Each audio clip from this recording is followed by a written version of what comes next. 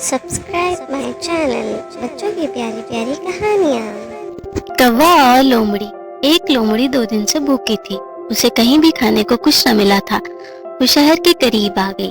अचानक क्या देखती है कि एक दरख्त पर एक कौवा बैठा चिकन खा रहा है। उस कौवे के मुंह में साबुत चिकन है। ये देख के लोमड़ी के मुंह में पानी भर आया। उसने एक तरकीब सोची। वो कौवे की तारीफ करने लगी। भाई कौवे, तुम कितने खूबसूरत हो। तुम्हारे पर कितने खूबसूरत हैं। तुम चाहे रावी में नहा लो या जहलम में, तुम्हारा रंग एक सा ही रहता है। सचमुच तुम परिंदों के राजा हो। तुम्हारा गाना बहुत मीठा है, बांसुरी से भी मीठा।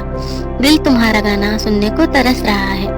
कौवे ने अपनी तारीफ सुनी तो वो फूल कर कुप्पा हो गया। उसने गाना गाया। गाना गाने के लिए जैसे ही चोंच खोली, चोंच खुलते ही चिकन नीचे गिर गया। लोमड़ी ने झपट कर चिकन को उठाया और ये जा और वो जा, कौवा उसे देखता रह गया।